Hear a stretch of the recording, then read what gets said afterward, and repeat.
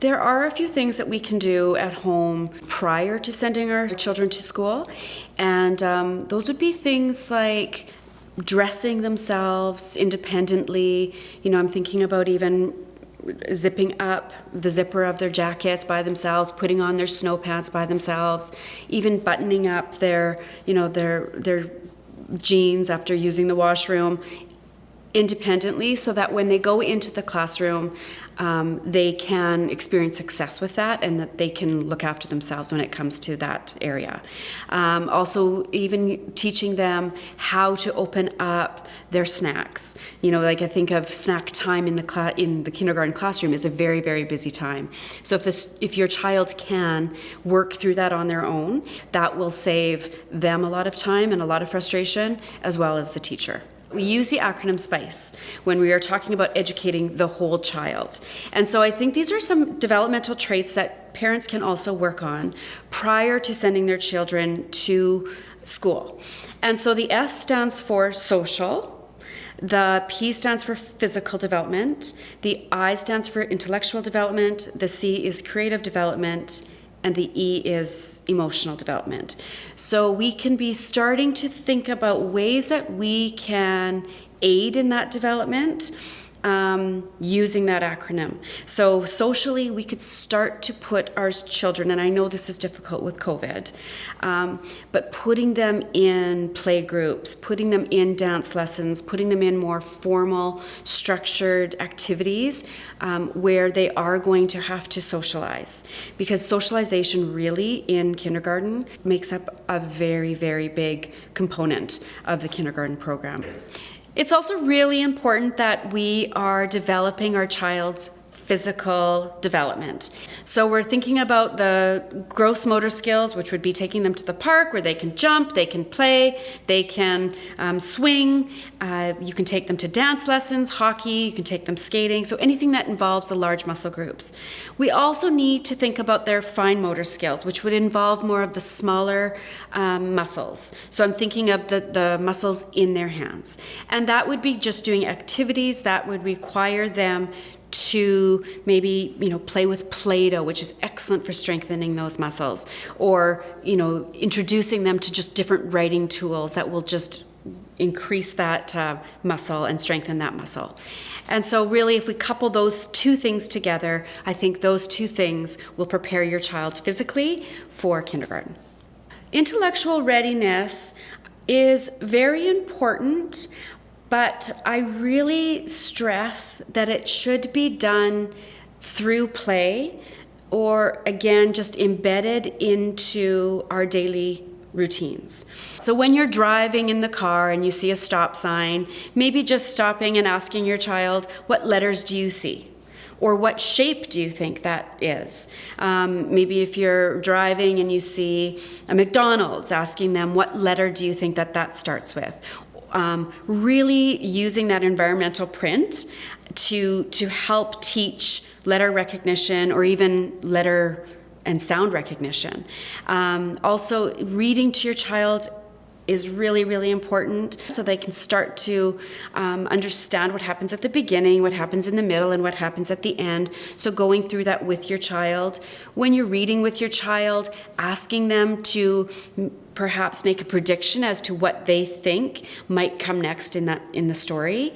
So getting them to think beyond just the literal meaning of the text, but really getting them to critically think about what's going to happen in the story that you're about to read. I think it's really important that parents are playing rhyming games with their child, just even in the car. You could be driving, and what rhymes with cat, and the child could say bat, and then you could say rat, and just one of those little, just kind of capturing that moment to teach some of these concepts, as opposed to doing it formally one-on-one with your child. Children thrive on predictability and structure. And there are many, many predictable books that one can read to their child.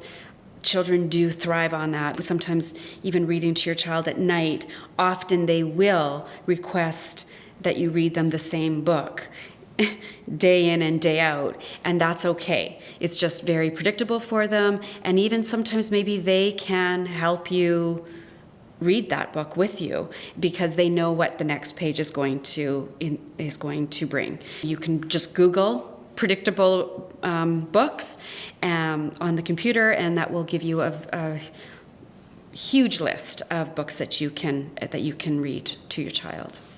The C in our acronym SPICE stands for your child's creative development. And really, I think children at this age, creativity is something that just comes naturally to them.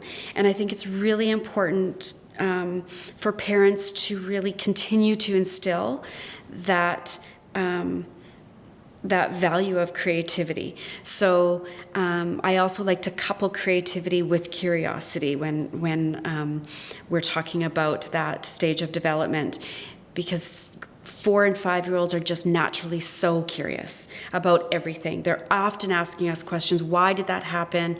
How come?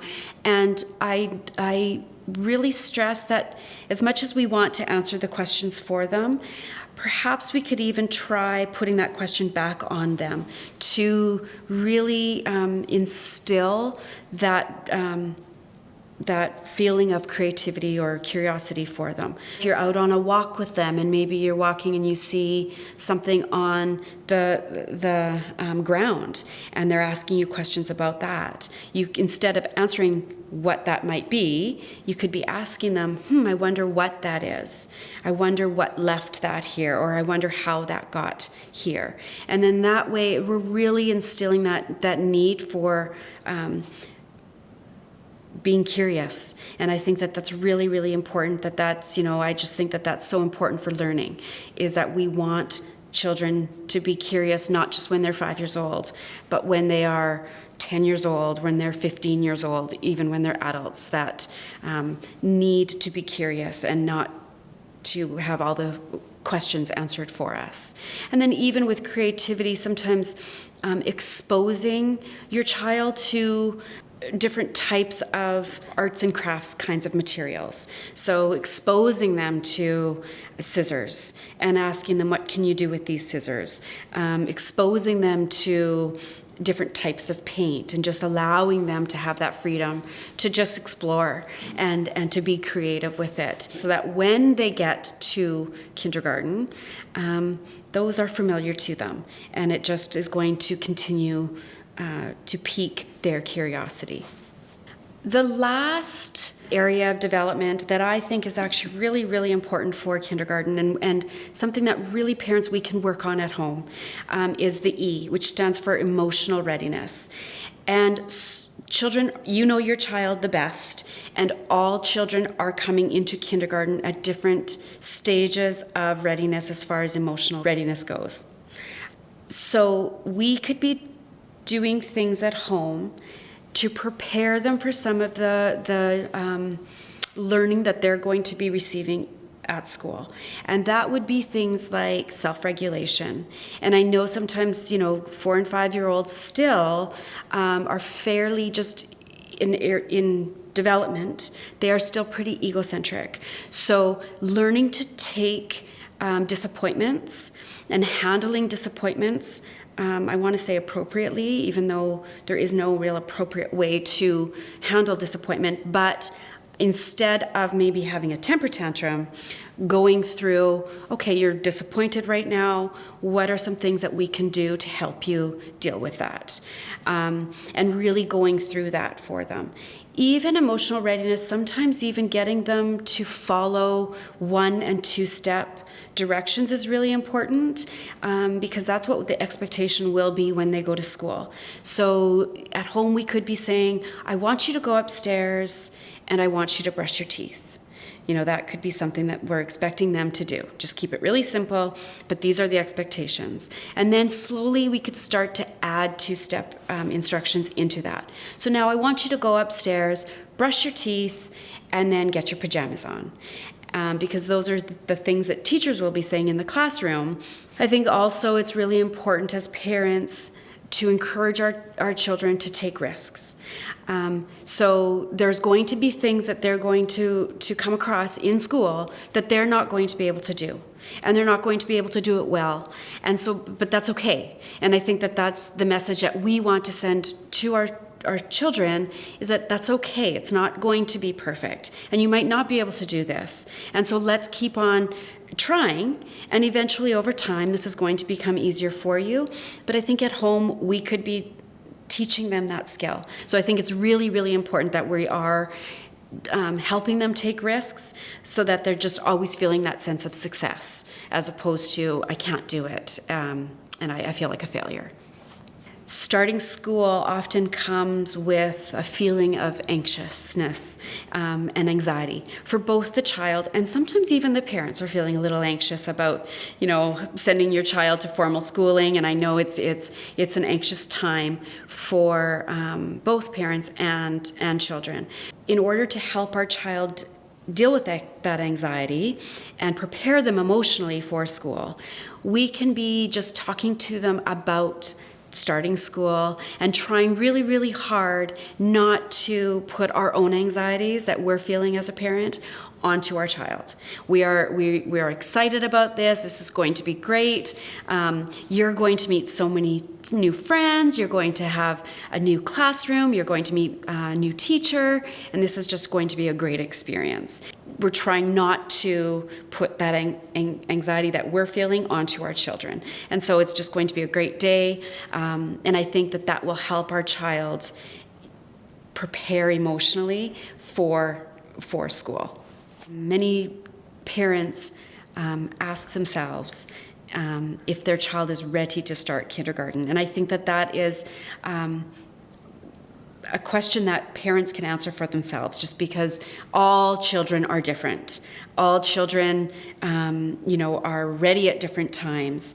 I think that sometimes this question comes up if we've got children who are considered younger, the children who are born in December or January. And I know this year they have changed the entrance into kindergarten, that age. So children have to be 5 years old by January 1st, whereas before it was by March 1st, they had to be 5 years old. So there is a bit of a change there, which is great. But there are those children who were born in December, January, and February, and many parents ask that question. Should I start my child when they're 4 years old in kindergarten? And it really is a question that you have to make as an adult, because often we need to think beyond the academics, and we need to look at how is your child handling things emotionally. It's a decision that you would have to make. And own that decision. Once you've made that decision, you own it, and you just go with it. And I think it does have to be something that is not really left up to the child, but it's something that we know about as adults and as parents, what our children are ready for. So really, if we're looking at these 5 areas of development and just trying to find ways to embed each of these areas into our daily routines, then I think that once your child starts kindergarten, that transition will be very, very smooth for them.